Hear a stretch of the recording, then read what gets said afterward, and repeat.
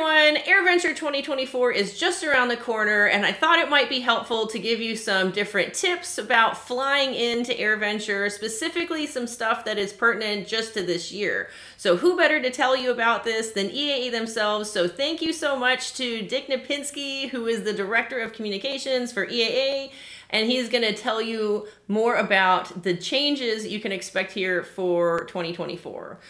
Dick, thanks so much for joining me. I think I know what the first thing is that you're going to say that anybody would recommend to anyone who is flying in for the first time or the 10th time or the 100th time, and that would be? Read the notice. Everybody knows it as the NOTAM. Read the notice. As we say, read the NOTAM. Know the NOTAM. Be the NOTAM. And so, yeah, FAA a couple of years ago started calling it the notice instead. And so, but, you know, all of us who've been around this event for a lot of years still call it the NOTAM. But it's downloadable. Just go to EAA.org, click on AirVenture, flying in panel, and the NOTAM's right there. Download it, put the PDF right on their iPads, things like that, so they've got it. And, you know, just use that. Take time to read it. It's got everything covered from if you're flying in from the west, if you're flying in from the east, if you're landing at Fond du Lac Appleton, but especially if you're coming in using the legendary Fisk arrival, coming in that way from the southwest and landing at Whitman Regional Airport for AirVenture.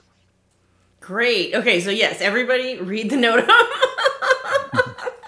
All right, so I think you said there's some changes that are going to be happening but for those of people who are going to be flying in kind of earlier and not just coming in the weekend before.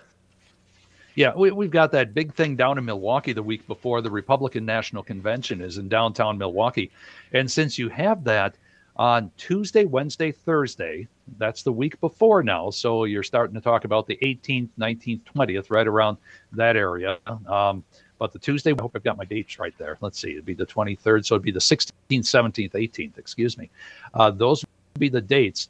There is a TFR, temporary flight restriction over Milwaukee. Those 3 days, 24 hours a day, 5 miles from the Fiserv Forum in downtown Milwaukee, no fly zone. Don't go in there. You'll meet a whole bunch of new people really fast if you go in there. You don't want to do that. And along with the 5-mile no-fly zone right over downtown Milwaukee, evenings, the 16th through the 18th of July from 2 to 10 p.m., that no-fly zone goes out to 30 nautical miles from downtown Milwaukee because that's prime time and so forth. So that encompasses a lot of the little airports outside Milwaukee, from West Bend to Hartford to Waukesha, Racine, and so forth, that a lot of pilots who come in early might stop and refuel or be part of the mass arrival group. So people should be aware of that. If you're coming in swinging around Chicago and you usually fly close to Milwaukee, you might want to take it out a little bit more west between Madison and Milwaukee and use that corridor between the restricted airspaces to get up and to Oshkosh if you're coming that way early. And again, that's the 16th through the 18th of July,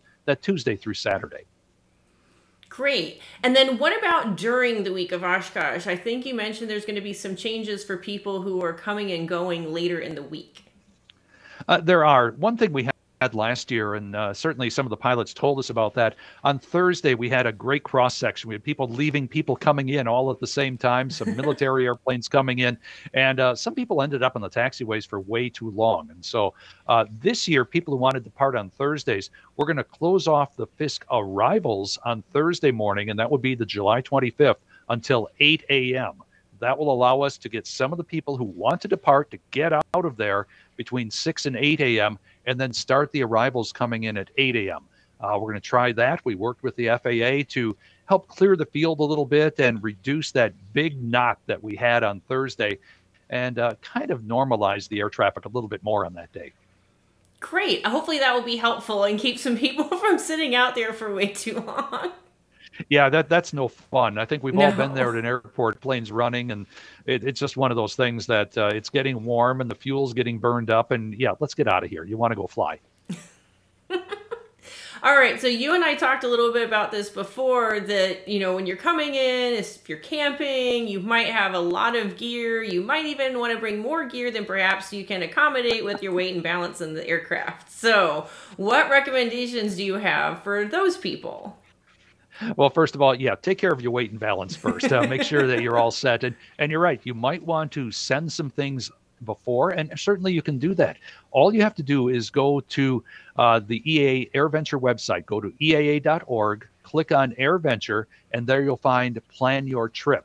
And under Guest Services, there's an area called Shipping Services.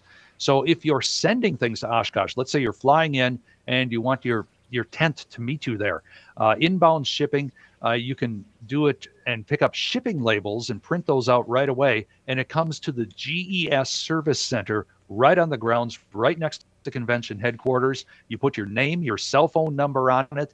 When it arrives, those people call you and say, it's here, come get it.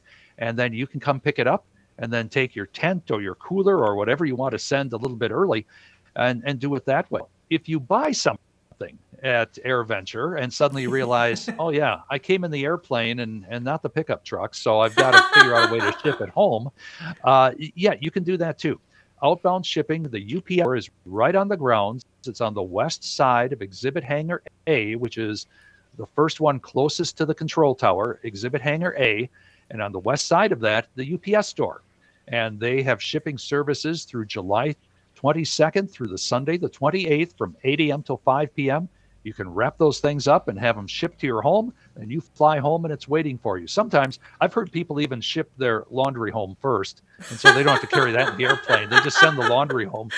I don't know if the spouse is too keen on that when it arrives before you do, but you know, it is an option. You can take that into consideration. No, but that's great. So going both directions, so that way, if you find yourself wanting to bring more than you could perhaps accommodate in your own aircraft, you can ship stuff and know that it will be there waiting for you, and they have your number and can call. And then if you get a little excited while you're there and buy a little more stuff than you can perhaps fit to go home, you now have an option to also make sure you can get everything back to your home safely.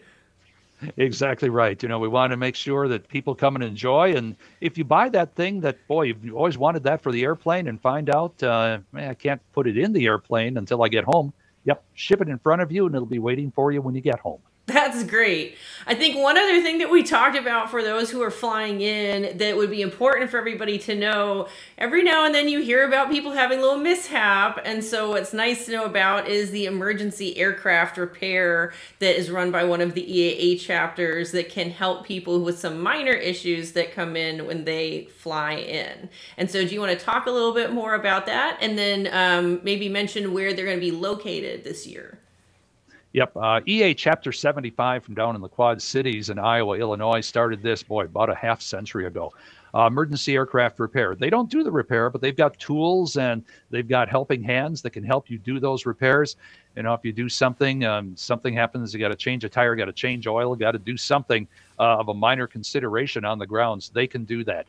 And it's located near the Hangar Cafe. Now, for years, it was in the same location. It's generally in the same location this year near the Hangar Cafe down in the Vintage parking area, but they just moved across the street this year. Look for emergency aircraft repair. They're set up there, and they are happy to help with tools and other things that you may need, and a lot of helping hands right there to make sure you can take that airplane back home. That's great. And I'll have a separate video going over emergency aircraft repair that I will link down below. Dick, thank you so much. I appreciate you taking the time to talk with me. Guys, remember, most important thing, read the NOTAM. Don't be that person. We'll all know who you are. Read it. That's right. So, but thanks so much. Thanks for watching, everybody. I hope you enjoyed this video. If you did, please be sure to give me a thumbs up and be sure to subscribe to my channel if you haven't already done so for more videos like these and to follow along as we build our RV-10.